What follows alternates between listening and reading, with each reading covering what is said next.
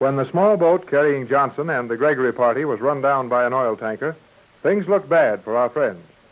Covered with magnetic paint, which had been sprayed on them from a Euclidean plane, all were powerless to help themselves in any way, and the little boat was badly smashed, throwing them into the water. However, they were all prepared as to what to do. As the boat broke up, each member of the party managed to get some part of their bodies across or on a piece of the boat, and the tanker put about at once and picked them up. Jerry, Captain Bradford, and Johnson are in the ship's radio cabin, while we find Mrs. Gregory and Joan wrapped in dry blankets in the captain's cabin. Well, Joan, my dear, it seems to be a little hard for your mother to land in her own country. Our progress has been rather erratic, Mother, but I feel we have done well to accomplish so much against the opposition of G47 and his Euclidean. I agree with you. Escape certainly wasn't easy, but at last we're home, or nearly so. This oil boat we are now on, is it taking us into the harbor? Yes, Joan.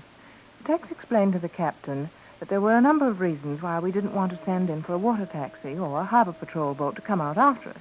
There are many things I cannot understand about your world and the great secrecy with which you surround the most commonplace things. But one thing I like very much. And what is that, dear?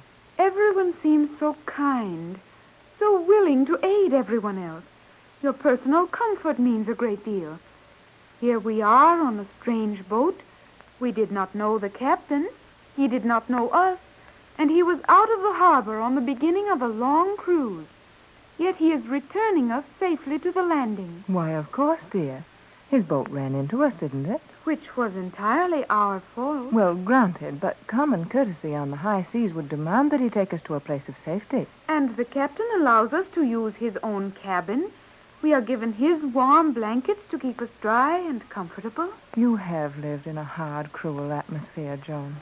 I did not know that until you came and told me of another manner of life. You are showing me many nice things, Mother. And you are showing us some nice things, Joan. Just the everyday, commonplace things that we have so many of in our world, and which are really very precious privileges, for which we forget to appreciate. You're teaching me a new respect for the comforts in my world. And Mr. Johnson, he is so obviously a gentleman, and yet he guards your interests as closely as if he were in your employ. Well, Johnson is, in a sense, an employee, but he was Captain Bradford's first sergeant in the war, and he's been with me for 14 years.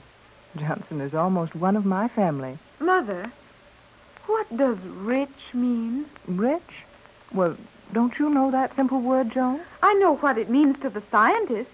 They often speak of some mineral or metal being rich in certain properties. But I think there must be another meaning. Well, what are you trying to figure out, dear? Well, I am not sure. But Jerry once told me that you were a very rich woman. Does that mean you are rich in mineral properties or rich in food value? Well, not exactly, Joan. In our world, we frequently refer to people who have a great deal of money and may enjoy most of the world's pleasures as rich or wealthy people. Then you are rich, are you not, Mother? Why, yes, Joan, I suppose I am, though I've never given it much thought. You see, money doesn't mean a great deal when you've always had it, but it means life itself to those who are not so fortunate. I would not like to make you less rich, Mother, yet I would enjoy seeing something of those large stores Jerry tells me of, and I would like some dresses such as you wear. Jerry tells me your garments are very expensive. Would your riches suffer badly if I were to have some dresses like yours? Oh, well, of course not. You dear, silly little girl. You'll have lots of dresses and anything else you want when we get settled at home. Jerry has a bicycle. He told me about it. May I have a bicycle? Why, of course you may. Anything within reason. What is a bicycle, Mother? Oh, you'll see when the time comes. When does the time come? Joan, you act as if you were about 5 years old, or even younger than that. But, of course, you can't understand all the things Jerry talks about, such as bicycles and picture stars. I will be very ignorant in your world, Mother. Why, Joan, dear, you won't be anything of the kind. Oh, yes, I will. You were very ignorant when you came to the island.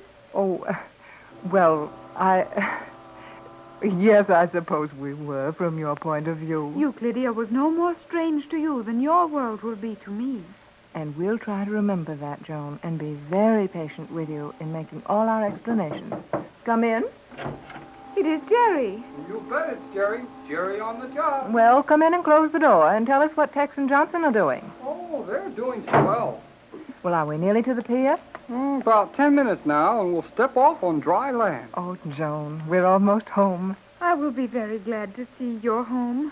Our home. Boy, I'll sure be glad to see mine, too. And Dad'll be some surprised to see me. He must have been very lonesome without you, Jerry. Oh, he'll get over that fast enough. When I start asking him a million questions why he's trying to work. I should think your father would become very tired of you, Jerry.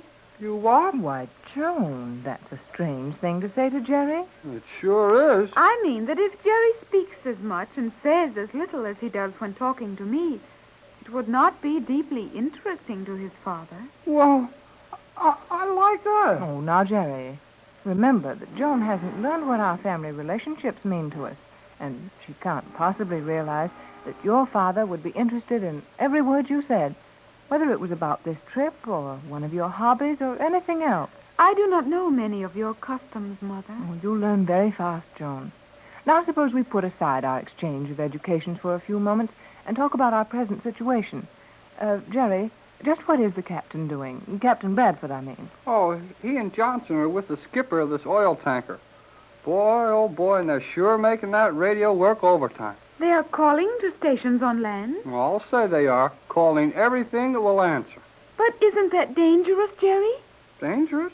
In what way, Joan, dear? To the captain's plans. He wanted to preserve an air of absolute secrecy about our landing, and I agreed with him that it was advisable. Now Jerry says the news is being thrown open to all radio stations. Hey, I didn't say that. Well, that's the impression you gave, Jerry. Well, I didn't get a chance to finish what I started to say. Tex is sending plenty of messages, all right, and some of the land stations are getting them. But he's not telling them the right story. You mean Tex isn't telling them we've been rescued? Not by a long ways he isn't. He's telling them that we're on a tramp steamer, 300 miles out, and that we won't be in here for a couple of days yet. That would be a very clever story if it were not for the fact that your land stations will be able to localize those messages and know exactly where they are coming from. I don't believe we need to fear that, Joan. You see, there aren't a dozen stations in the country with equipment to do that, well, even possibly well. And Tex is staying away from those stations. You can be very, very sure of that. I should think that would be advisable. And that's just what he's doing. The only stations they're talking to and the only wavelengths they're using are a lot of hams the captain knows. They'll pass the story out just as they get it, and nobody will be any wiser. And if that story is generally circulated, we should have a good many hours of privacy before any of the Euclidean agents discover that we're in town. Hey, that's an idea. And those hams will be excited over the story enough that they won't be worrying about where it came from. What is a ham, Jerry? Huh? A ham? Yes, what do you mean by a ham? Oh, a ham is an amateur radio operator. A fellow who has a radio station of his own and works it just because he likes to. That is interesting. Are there many hams? Oh, thousands of them. Oh, yes. Jerry is a ham, aren't you? You bet I am. You see, my dad and I have got one of the best sets in Southern California. Come in. Oh, come on in, Tex, and join the powwow. I'll do that. It looks like a powwow at that, with you two all wrapped up in blankets. Well, now, Captain Bradford, we're warm and dry and comfortable, and our Indian appearance isn't bothering us one little bit. I say, as far as I'm concerned, you look fine. Sure do to me. What'd you find out? I think my story got over all right. No one suspects we're landing from this boat? Not a soul. How will we go ashore without being observed, Captain? Well, the captain's taking care of that. He's really got more supplies on board than he needs. And the men who helped load the stores, they'll remember that. So there won't be any suspicion aroused when the captain says he picked up some stuff by mistake. And as it looks like large cases in which most anything might be contained, he's just going to drop a few cases back on the pier. And we'll be in them. You don't mean we'll be in the cases? Right, and we won't get hurt. That should not be difficult. Well, I wasn't thinking of the difficulty of landing in those cases. But, Tex, what about the rescue? Well, surely someone in the harbor must have heard that crash and knows about this boat running us down. Yeah. Say, I forgot about that. What are they going to say to the captain when he comes in without any survivors from that wreck?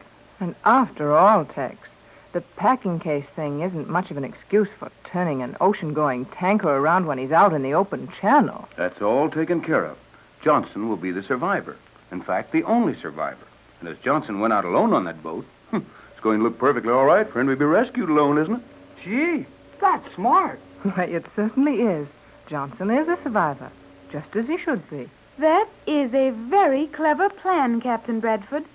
You are indeed the most resourceful man I have ever known. Aha, flowers for you, Tex. And thank you, Joan. But I can't take the credit for that. Johnson thought that one up. You sure did a good job. Now, Jerry, look, I want you to run along up and see what you can do to help Johnson and the skipper.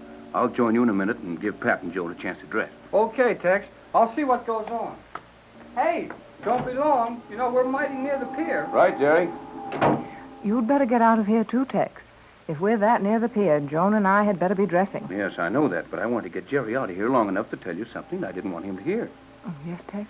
Is there any trouble, Captain? No, Joan, just something to smooth out. Oh, what is it, Tex? Well, one of the amateur radio operators I talked to, and thank heavens it was after Jerry came back here, was Jerry's dad. Jerry's father? Oh, how wonderful, Tex. Then he knows Jerry's safe. Yes, on the contrary, he thinks Jerry's on the high seas, still in danger. Oh, of course, your message.